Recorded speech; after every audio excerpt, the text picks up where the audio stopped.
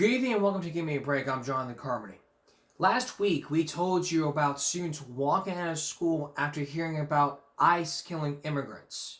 We focused on one here in Fire Bluff where 30 to 40 kids were involved in protests. A bit later on, in just a little bit, we're going to show you an interview from a Facebook Live of one of the students who was involved in the protest speaking out for the very first time. But first, there's more protests happening in Texas as we speak from different schools. And this one was also from last week. This one was from Austin ISD. 5 of the campuses in the state have been working on it. And what we also talked about last week was the governor getting involved saying, hey, no more protests. And those kids that we talked about, we don't know what the punishment is. But first, before we get into that student interview, here's Jenna King. Students across Central Texas walking out of class Monday.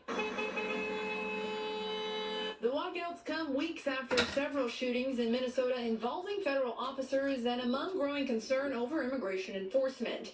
In Hayes CISD, district officials say students walked out of Hayes High School, Live Oak Academy High School, Johnson High School, Lehman High School, and Barton Middle School. It popped up on Instagram that we're gonna walk out the school to protest for ICE. And we saw Hayes, other schools in Hayes districts protest, so we decided to hop on too. Fox 7 was at Lehman High School as hundreds of students walked out of their final period of the day around 2:50 Monday afternoon. Me personally, my family came here to give me a better life and to give my siblings a better life.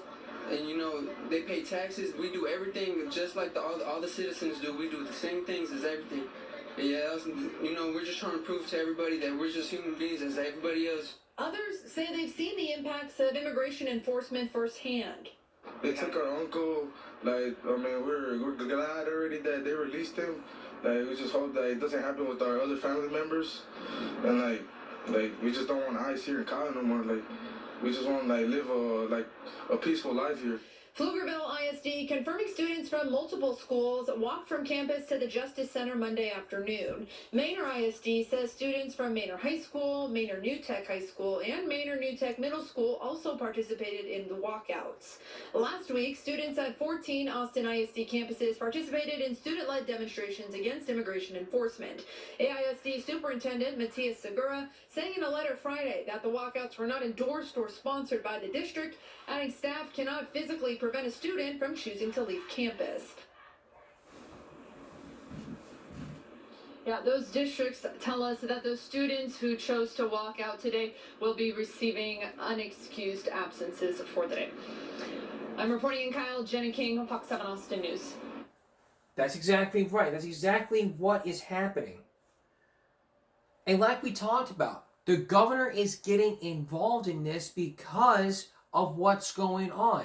Like we talked about last week, the governor got involved saying, look, if you go out and protest, this is what's going to happen. The state is going to get involved. The state's going to cut the school's funding, and they're going to be under investigation. The teacher gets involved, then the state's going to investigate it. And they will determine whether or not they encourage this. If teachers were involved in this, like I said, they're going to investigate this. And like the joke I talked about, all those 5 districts that had the students. Alyssa Lamb, get the dishes ready. We have 5 school district students. We have a lot of students from 5 different school districts that protested, even though the governor said no. Albert, Gracie, get the kitchen dirty. Oh, we got double. Gracie, Albert, get the fucking kitchen dirty. Lamb, get the dishes ready. We got a kitchen to clean up. Make it snow. We're going to make them shovel snow till they get tired. Nancy Fair, get them a slosh pipe. We're going to make all of them hold up with a slosh pipe 5 times around the block. Fill them with water.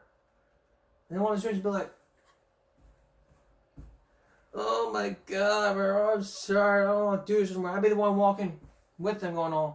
See what you get, motherfucker? You keep on walking, motherfucker. Oh my God. I mean, that's the thing people need to understand here, you know. I get that it's your First Amendment right to go protest, but the government made clear last week that if you do this, you're causing the schools to lose their funding. Do you want your schools to lose funding? I don't.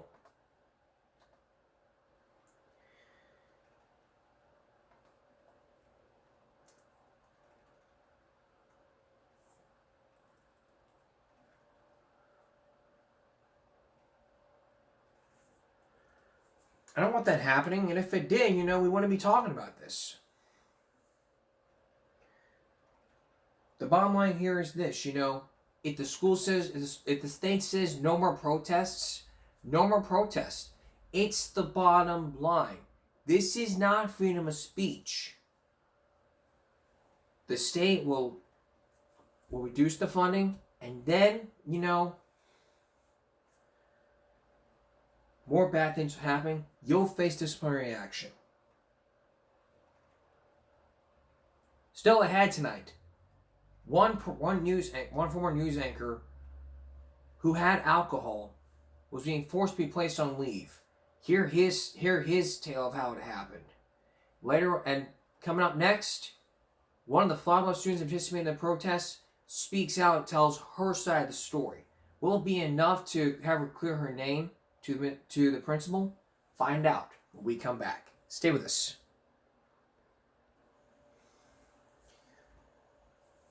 Last week in Flower Bluff, like we talked about last week, there was a protest happening in Flower Bluff because of ICE. There was like 30 to 40 students from what we saw last week. Now for the very first time, you're going to hear from one of the protesters who decided to speak out after that protest.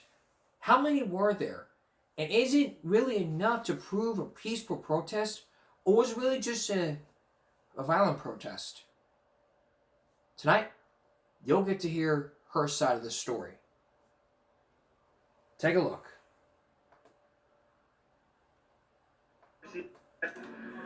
Good afternoon, Corpus Christi. I am here with a Flower Bluff student that participated with the protest this past weekend, or this past week, a couple of days ago. Kylie. Kylie was there at the protest when I was recording the protest at the time, giving everybody the live footage. So today I'm with Kylie. So Kylie, go ahead and tell me what did you get from the protest with ICE? What was the whole protest about? Tell us about what the whole protest was. It was just about ICE and how we don't stand for them and what they're just doing recently, and just the overall of how disrespectful they've been carrying out the immigration and deportation, and that's what I'm standing for. But it was supposed to be a peaceful protest. Now I'm not gonna lie, people were being disrespectful from both sides. We got flipped off. We got someone like gassed their truck in front of us, and we got smoked.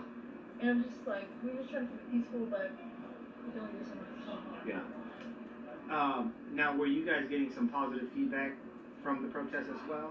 Yes, we have.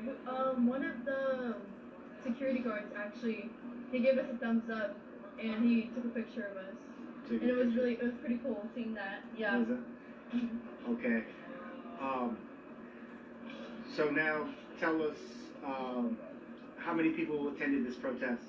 I'm gonna say like 40, maybe 35. At the very end of it, yeah, this is not that much. 40, 35? Mm-hmm. All right, so tell us more, like, do you think inside the schools, I'm not gonna say any particular schools, but do you think inside schools in general, public schools, do you think that they have an influence to encourage students to do these protests? I don't think they should, just because I think it's important to keep politics out of the school. Yeah. Overall, in general, from Republican and Democrat sides, I think that's just something we should keep out of the school. Yeah. And But do you think that happens? Like, they definitely push the agenda on both sides, yeah. Public schools push the agenda on both sides? Yeah, and I don't think that they should. Right, and you don't think they should? Yeah. Okay. So, so you have your mom here. I just want to remind the audience, guys, her mom is here. She gave me consent to go ahead and go forward with this interview in case anyone's speculating anything or anything like that. Kylie, she wanted to talk to everybody, the audience, and tell them her side of the story and stuff like that. But the purpose, what the purpose was of the protest. Now, Kylie, tell me, do you think students within themselves are doing something that's just trending? Do you think that are they just protesting to find their way out of school? I think a part of the people in the protests were doing that. And that's just me being like, just completely 100% with you. Like, Yeah. there were some people that were just there so they could skip class. And I don't think that that's right. I don't think someone should skip class just to protest. Like, for me personally, I got out of school because I'm in a half-day school, and then I protest. I don't think that they should just use that as an excuse. But, a lot of people there, their intentions were right. They were. Mm-hmm. So I saw a couple of students that was wearing, at that time of the protest, I saw a couple of students that was wearing something that had, they were protesting on a shirt. Mm-hmm. Were certain teachers aware of that shirt by any chance? I'm not too sure, just because I don't go in the main campus, I'm in the across the street, but I'm sure that some of the teachers were definitely aware. Yeah. Okay. But you had fun, didn't you? Yeah, you had fun. You were out there, yeah, and you were just. I was keeping it respectful. And You were having keeping fun. respectful. I was holding up the sign. I was trying to make sure that like everyone else wasn't being disrespectful. I know that some of them did decide to throw water at a car. I don't stand for that, and I completely don't like that at all. But yeah. Yeah. So let's talk about something more. Like, are you watching the Super Bowls tonight? Mm-hmm. And one of the critics, who's been a critic for a long time with ICE, is the performer that will be performing tonight, Mm-hmm. which is Bad Bunny. Yeah. Now, are you a fan of Bad Bunny? No, that's not my You're not? music genre at all. Okay. So Bad Bunny's been the guy who's been kind of spreading the rhetoric on why a lot of our younger generation, like you, including yourself, Mm-hmm. that just hate ICE. So when you see the rhetoric that's going on with ICE, where are you seeing it at? Are you seeing it on social media? Definitely more on social media, yeah. Social media? That's where it's at. And does this rhetoric spread inside the schools? Like, it doesn't have to be your school, but like in general. Definitely, yeah. Probably not Flower Bluff, but other schools. Other schools? Okay. What is one thing that you would like to see change from all of this, from the ICE deportations and all that? Do you think President Trump should, stop with his deportations? Talk to me. What do you think? Well, I don't stand for deporting, but I feel like if they are going to go through with it, then they have to make sure that they're completely respectful and just, I mean, if they've been here for 5 years, if they've been here for 5 years, they have a house, they're working, they're doing everything, I don't think that we should send them back either, like, you know what I'm saying? But, again, laws are laws. I can't do anything about it. I can protest, I can do my part, but that's not going to change anything if we're being for real. That's Right. not going to, I can't do anything. I'm only 17 years old. Mm-hmm. But I think I should just do my part as a citizen and stand for what I believe in. So your mom was telling me that you're a fan of Charlie Kirk. Was that true? In the past, yeah. You were? Yeah. Okay, in the past. Did Charlie Kirk say anything to where maybe you weren't a fan anymore, or were you a fan until of course his death happened? I don't think he said anything that made me not a fan. Right. Just stop believing conservative views. Okay, I hear you. Yeah, but his death was sad though. It was, right? Yeah. Yeah. Is there anything else you want to share with us, with the viewers? Anything else you want to talk about? I just want to say, I don't hate ICE, You don't hate ICE. I completely respect everyone, even those that have the different political views as me. I respect everyone and would treat everyone the same. And for those who are protesting and they're getting violent because of it, I don't stand for that, and I don't think you should do that. There's a better way to go about it, and that's all I have to say. What do you think the better way to go about it is? Just being respectful. Being respectful. Just treat them how you want them to treat others, and just be overall just respectful. That's all I gotta say. I give you credit for being out there and all that, for standing up. Mm-hmm. But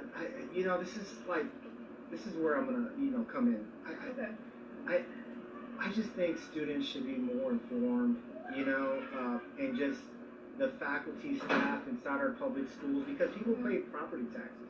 So no matter what side you're on, either Democrat or Republican, like they should just not touch that stuff at all and just leave it alone. Governor Abbott came out with a strong message, and he said public schools that are encouraging protests, he will cut public funding. Do you agree with that? I think politics should stay out of the schools, so yeah, I agree with that. Okay. All right. Well, there you guys have it. Christy, Kylie. Yeah. I'm here with Kylie. Put it on the record again, guys. I'm with her mom. Her mom's standing right next to her. It was a consensual interview. So again, guys, thank you for watching. This is the input. She was there. She was at the protest that day in Flower Bluff, and she just wanted to put it on the record. So she doesn't hate ICE. Right? You don't hate ICE or anything like that. She just thinks that there should be a better way going about it. So, hey, thank you everybody for tuning in, and if you haven't watched it, go ahead and replay it, watch from the beginning. Tuning out, you guys have a good day. Okay. So now we heard from Joe Michael, heard from what she had to say, and what Kylie had to say. It doesn't matter. You were in a half day, you skipped class. It doesn't matter. You think it does matter? Think about how Judge Marilyn Milian yelling at your face saying, you know, you shouldn't be doing something like this.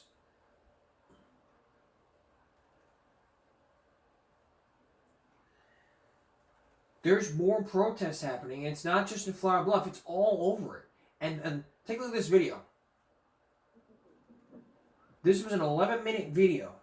Well, good afternoon, Facebook friends. I am here. A lot of people are agreeing. This was viewed 51,000 times and shared like shit. You know, you shouldn't be doing something like this. Greg Abbott already threatened to cut money for all the schools that are allowing this type of behavior. We as Americans must do better and not allow our kids to ruin their education in this manner. It's ridiculous. Nobody should be protesting.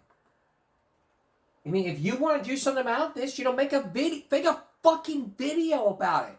Don't go holding up signs saying like, oh, fuck ICE, fuck this, fuck that. You know, make a video, make a rant, make a YouTube channel, make a fucking TikTok for crying out loud. Don't go out there and protest and risk going to jail for protesting. It's not about taking away freedom of speech. It's about getting the education you fucking deserve. Parents, talk to your kids. That's my advice here. Talk to your kids and make sure this does not happen again. Next, alcohol and journalism that don't mix. A former journalist says he had alcohol, he was drunk, and the station manager says, go get some treatment and you can come back. John Larson has his story, and first things first, when we come back, Dennis Murphy on Megan's Law. Please stay with us. You probably heard the story years ago about little Megan being burned by a man. But what if anything could be done to have parents' rights to know about the identity of a sex offender? Well, there is something that would have been done. And as we're about to show you, it could have been done. Here's Dennis Murphy.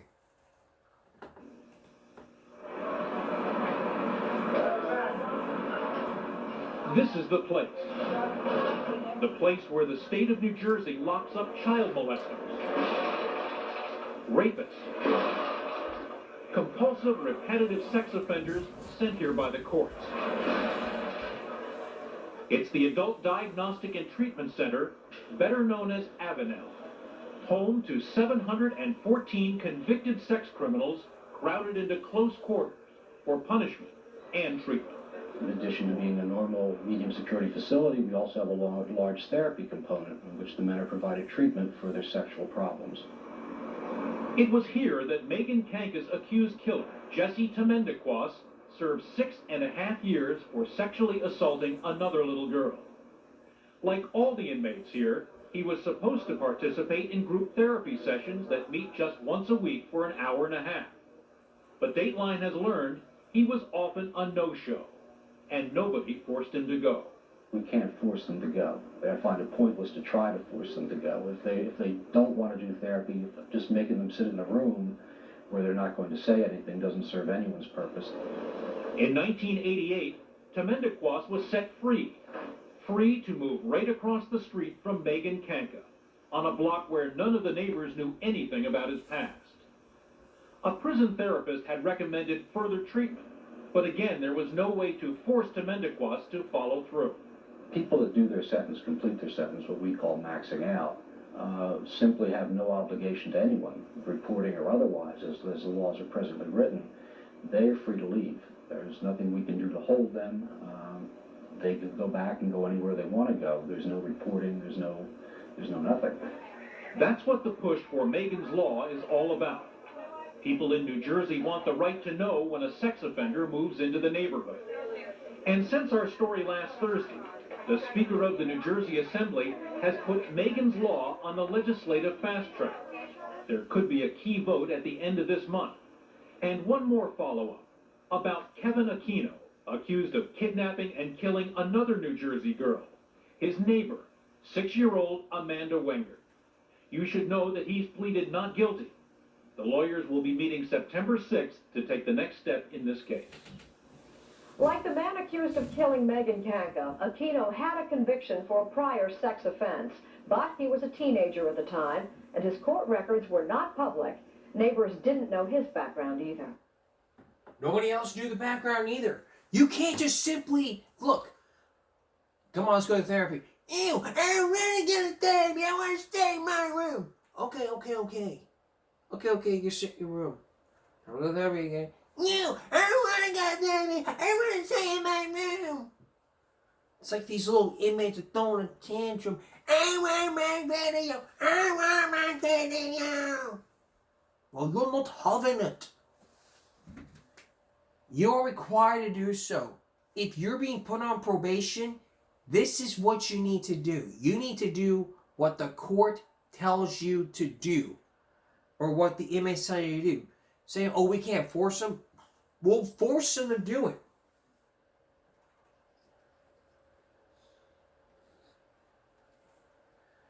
Don't just sit there and say, oh, we're going to force them to do it, and don't want to do it. Then report to the county or district attorney and say, look, this inmate right here didn't want to do it. And then it goes back to the judge. The judge is all like, why didn't you do what we told you to do? I don't feel like doing it. Okay, well, that's like saying you don't feel like paying your phone bill. Hello, T-Mobile? I like to cancel my subscription. I like to add on Netflix. I want to cancel my subscription because I don't feel like paying for it. I want to cancel my DoorDash pass. I don't feel like paying for it. You don't feel like it? You don't feel like getting treatment? Dude, if you're accused of sexual assault, you need the treatment, you need the help. If you're being sent, if you got anger problems, you go to anger management. If you say, I don't need help, it's not an option. It's mandatory. Mandatory sentencing, mandatory probations. To discharge your probation, you just have to do community service. And if you don't do your community service, you can end up being forced to you're gonna be being jailed. You know, you gotta be able to sit there and say to yourself, like, look, I care about my children. Like, if it's one of your kids if you're being accused of,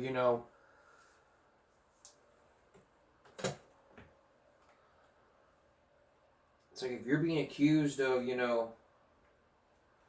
leaving a child home alone, what you're still required to do is to take parenting classes. And I get where everybody's coming from here. But in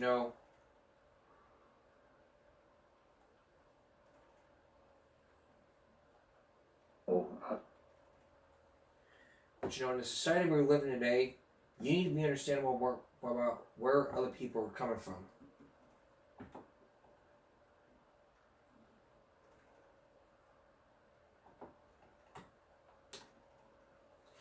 And that exactly means that you've got to put yourself in a position to look at something like this and say, I gotta do this for my child. And if I don't do this for my child, I will never get my child back. That's the way the system goes. If the system says you gotta go to anger management classes, go to anger management. You need treatment or therapy, go to therapy. It's what's required. You don't do the requirement, you get longer sentences. Alright, this man says that when he was a reporter, he had too much, he was an alcoholic. And when his boss found out, he told him to get help. Coming up, he tells this angry man tells his side of the story, and we'll get to and the question becomes: did he get the treatment that he needed, or is he back to drinking more alcohol? John Watson is his story. Stay with us.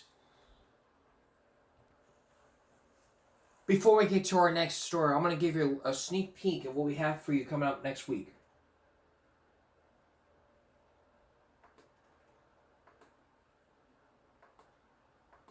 I want to talk about bullying. Bullying in person, yes, that happens. But it's the cyberbullying, it's the texting.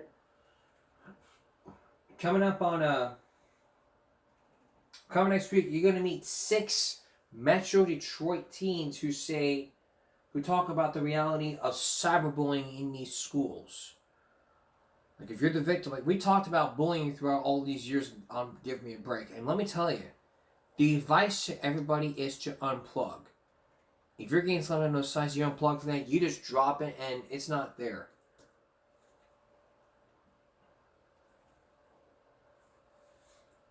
That's why you probably like it, but in most of these cases, you know, when cyberbullying happens, it's always the person that does it who lies. That's the way it goes. Imagine this. You are married to a news anchor, and you're watching him,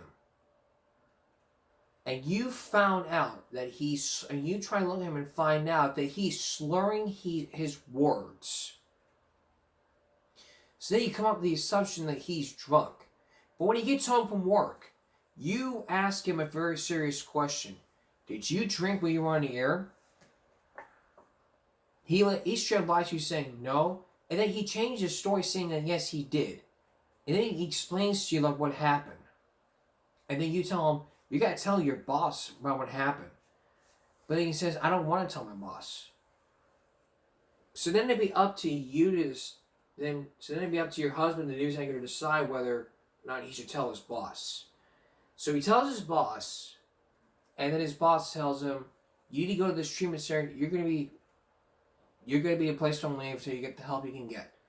So he takes him. The boss recommends him to go to alcoholic treatment. We would not drink any alcohol. So then, your husband tells you that he's going to a treatment center, and then you're going to come with him. Now imagine going back to the alcoholic scene. Tonight you're going to meet a man who was a former news anchor who had too much alcohol and was forced in a treatment center, which is exactly what we're talking about.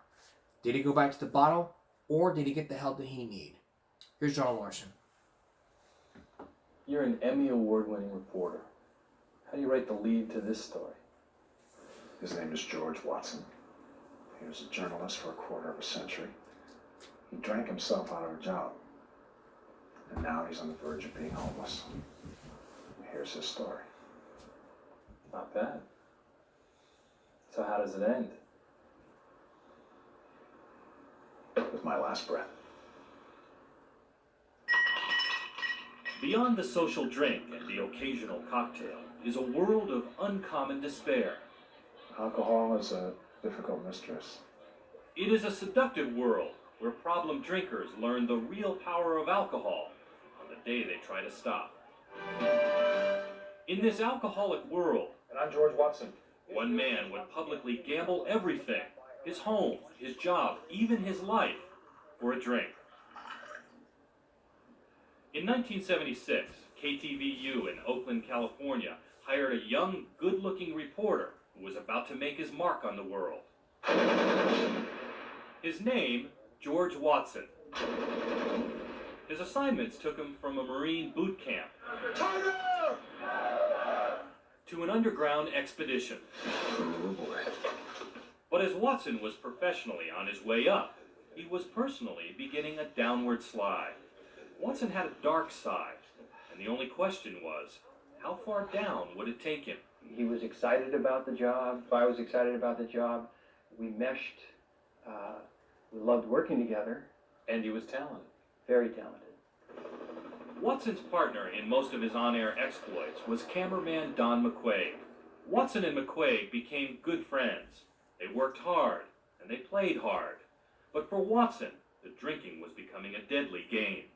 We sat in a bar one night, and he told me, he said that my best friend is a bottle of vodka. And it stunned me. Did you think he was telling the truth? Yeah. Yeah. God, I mean, what a lonely existence. Few knew the extent of Watson's drinking. He drank vodka, mostly at night, by himself.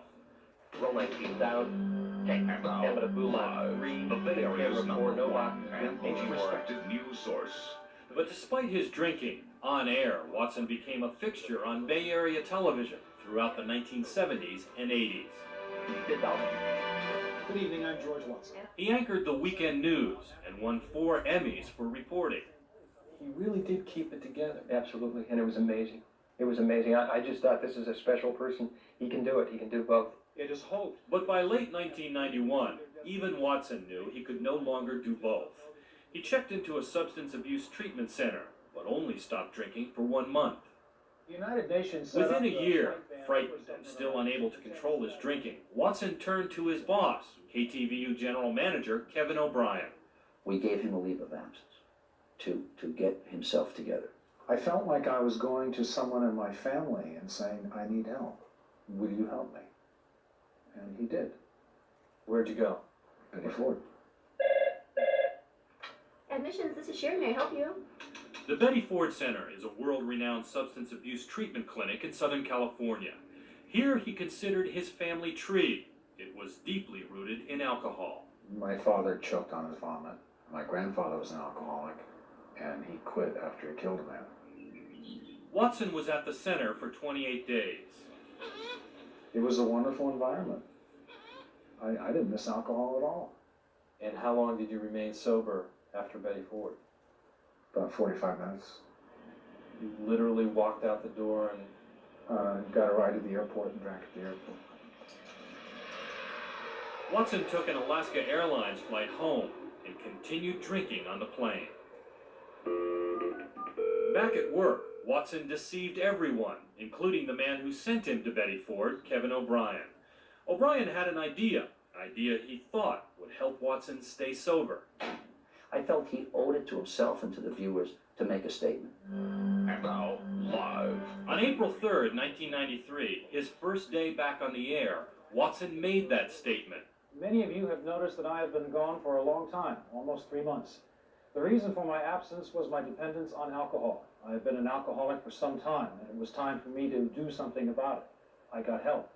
Watson had just let the entire Bay Area in on his secret. And to everyone, I ask for your support and your prayers. Good night. There was only one problem. It wasn't completely honest. No, but I mean, I didn't lie. I didn't say that I wasn't drinking, and I didn't say I was. Did you at that time have any idea that he was still drinking? No, none. I really felt the worst was over. I was very proud of him. I was thrilled. Watson's life became a charade, a living lie, both off the air and on. Addiction, whether it be drugs or alcohol, knows no boundaries. He became so used to lying to others, lying to himself was easy. You never drank during the day? No. You were never drunk on the air? Never. Never? Well, they may be for the smallest members of our household. On January 9th, 1994, he appeared intoxicated. It was subtle. Consumer reporter Tom Bakar is here to tell us what toy makers hope our children will want for Christmas this coming year. Watson may have deceived most viewers, but not people at work. He had nobody fooled. He thought he was very clever. And in hindsight, maybe we should have all nailed him on it. This guy was really loved there. Everybody loved him. George sat As one last incentive, O'Brien offered Watson one last chance, a new contract and a raise, with the stipulation that he enter one more rehabilitation program, his third in 3 years.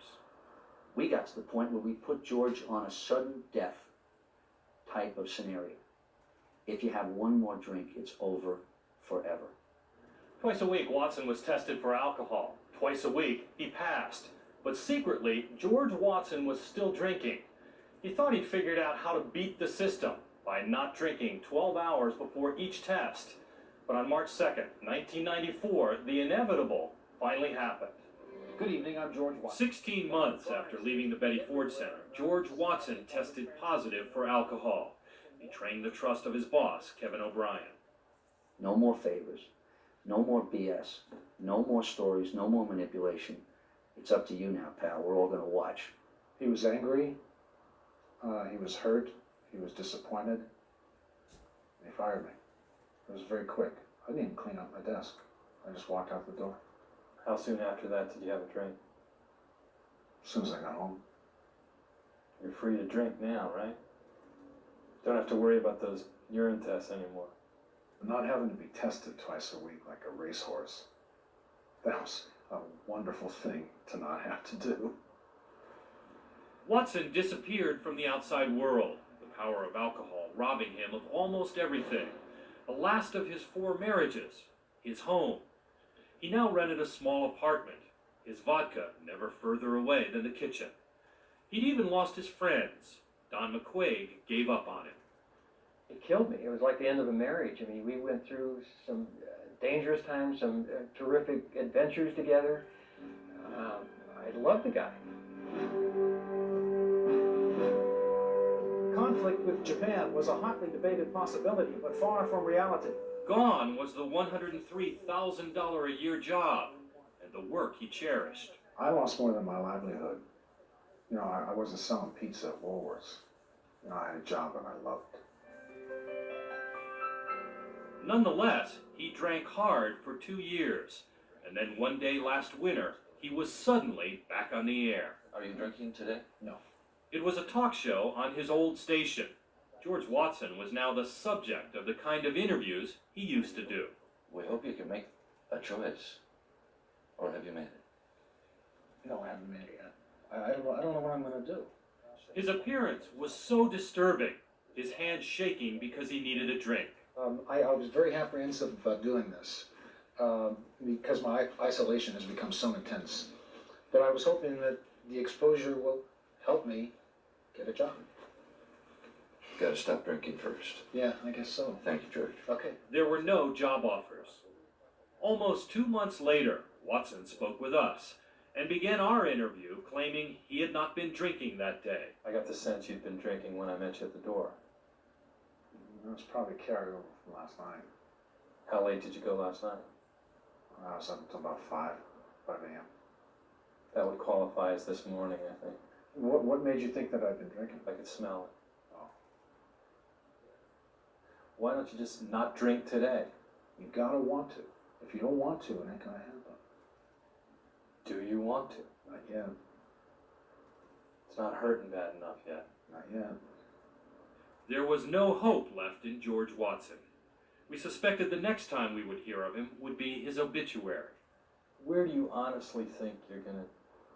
Dead. There was a very dead Christmas tree laying against the wall. Broken glass on the floor in front of an easy chair that George had probably been sitting in for months. 2 weeks after our interview, almost 2 years after he'd been fired, friends of Watson's, who had not seen him in 22 years, found him in his apartment. He was still alive. George was in serious trouble, real serious trouble. He was probably very close to death. When we walked in on him that day... Mary Ellen Newman, an alcohol counselor, was there with 3 of Watson's college friends. Watson had been Fred Fairley's best man. Dear George, when we met a couple of weeks ago, I wasn't sure what to expect. Fred Fairley read Watson this letter, pleading with him to get help. The drinking is taking its toll on you, is out of control, and will eventually kill you. But Watson's friends did not know that he had been drinking at least a quart of vodka every day and had sustained life-threatening liver damage. Please know that I care about you and am prepared to hold out a hand to a very important person in my life. Take it. Watson finally agreed to be taken to a rehabilitation center, ironically nestled among the vineyards of California's wine country. Watson arrived safely here at Mountain Vista Farm, but as difficult as it was for him to decide to stop drinking, it was about to get worse. Without alcohol, he became violently ill, going into convulsions, having first one seizure and then another. He was rushed to Sonoma Valley Hospital, where doctors tried to control his seizures. But after 35 years of alcohol abuse, 35 years of denial and broken promises, Watson survived. You look absolutely terrific. Thank you, John. Clear-eyed, thin. How much weight have you lost? About 30 pounds. It's like a new life. John, I'm 50 years old, and I feel like I've been given a second chance. Watson says he has not had a drink for 4 months, but of course this is not the first time he's tried to sober up. But it is the first time he is facing many of the things of which he is not proud. The lies, to himself, to his friends, even to us. You said that you had never gone to work drunk. I'm sure there are a lot of times I went to work when I couldn't have passed any tests. So can we call it for what it was? You would work drunk? Yeah. Is that hard to say? Yeah. You might say former television reporter George Watson has been given one more assignment, possibly his last. Remember when we asked him 4 months ago if he was writing this story, how would it end? With my last breath. We asked him to write it again. As stories go, the most important rewrite of his life. There is no end to this story. Recovery is a daily thing, and George is in the middle of it. For the rest of his life, he can't take a drink. And the odds are against him. Will he make it? George Watson continues his sobriety. He says he goes to AA meetings every day, has moved from a halfway house to an apartment which he shares with another recovering alcoholic, and makes his living now working odd jobs. Watson tells us he's been sober since February 3rd, the longest he's gone without a drink since he was 15. Wow. If he can do it, then you can do it. Don't ever go to work drunk. You go to work drunk, you'll lose your job and you'll lose your friends. But your friends will always be there for you. You want to have a drink with your friends? Fine. Don't do it while you're at work. It doesn't mix. Jobs, alcohol, don't mix unless you're a bartender. Which in this case, I don't recommend you drink while you're a bartender. Well, we're going to take a break. We'll be right back.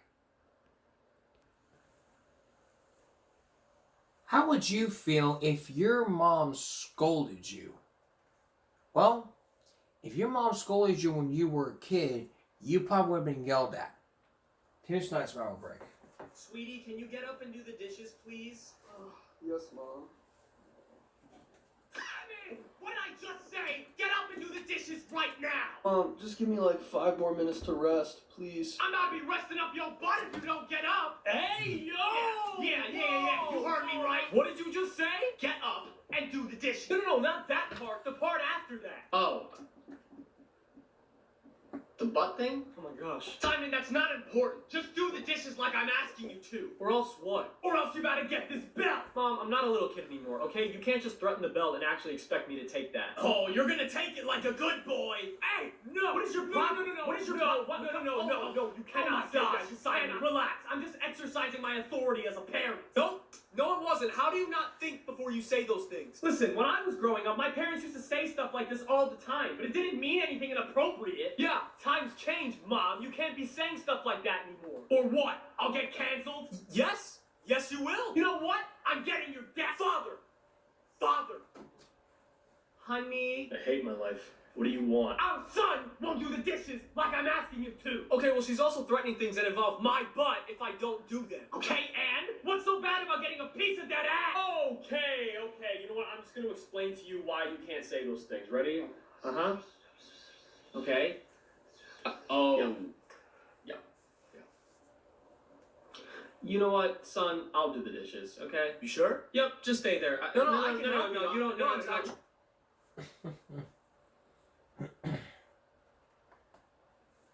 Shut up.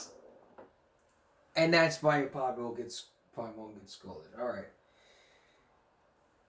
Remember a couple weeks ago we had that huge freeze that happened. After that freeze happened, there was a lot of people that made TikTok videos. Here's a couple of these videos. If you were trapped inside your home for a weekend, why the fuck do you need the entire egg section? If you were trapped inside your home for a weekend, why the fuck do you need the entire egg section at Walmart? Why the fuck do you need 5 loaves of bread? Why the fuck do you need everything in Walmart? Why do you need to stock your house with a stockpile? That shit. You mother. Sorry about that. If you were trapped inside your home for a weekend, why the fuck do you need the entire egg section at Walmart? Why the fuck do you need 5 loaves of bread? Why the fuck do you need everything in Walmart? Why do you need to stock your house with a stockpile? That shit is gonna go bad next week. Then what? Then what? Like, y'all are freaking out like, oh, what if the power goes out? If the power goes out, you can't even cook the fucking eggs. Why are you buying so many? Like, bro, even if it is that bad, you can survive off 2 boxes of ramen for 2-3 days. Like, genuinely, it is not that bad. Y'all act like you need the entire fucking store, everything in the store, and y'all are in line, panicking, fucking pushing past each other, trying to get fucking broth, beef broth. What the fuck are y'all making? Y'all want all the fucking morels. Why do y'all want to make baked cookies? Baked cookies while you're stuck in the house? What is it? Like, the most random things y'all are fucking buying. Like, you're just stockpiling your house with the most random shit because there's a store. Be so for real. Go to bed. You will be okay. I have 2 boxes of ramen in there. I'm not going to Walmart and buying every fucking thing just because. Like, there are people who need shit too, not just you, dumbass. You motherfuckers at these grocery stores shopping like it's about to be the apocalypse or something. Like, I understand it's going to be cold and freezing and you have to stock up for your family and your household. And I also understand that a lot of you are buying extra things to donate to people. But a lot of this shit is straight greed up. You act like I ain't never been in a fucking storm before, bro. Like, goddamn.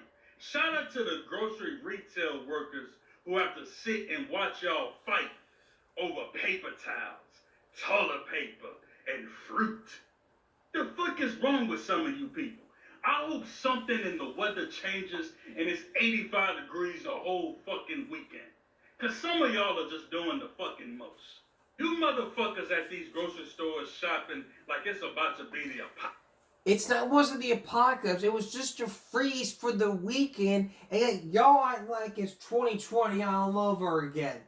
Oh my God, COVID, get the toilet paper. Then there's fights happening in the grocery stores. You're going all, and then you're watching Jerry Ward, and then you watch this video of grocery store workers, and you're chatting Jim, and then y'all fight. You're chatting Jeremy. All of a sudden, someone named Jerry. You're just like, whoa, we're supposed to fight. Oh my God! I had this conversation with my friend Jerry Ward. Sorry, oh my God. We're supposed to fight. Oh my God! I had a conversation with my friend Jerry Ward. I mean, Jeremy, and it's like, whoa, we're supposed to fight. He's all like, whoa, we're supposed to fight? Oh my God. Ay. That's why people don't watch Jerry Springer no more. I mean, it's just a storm, for crying out loud. Now, one of the TikTok users actually works at a grocery store. And she, before the other video,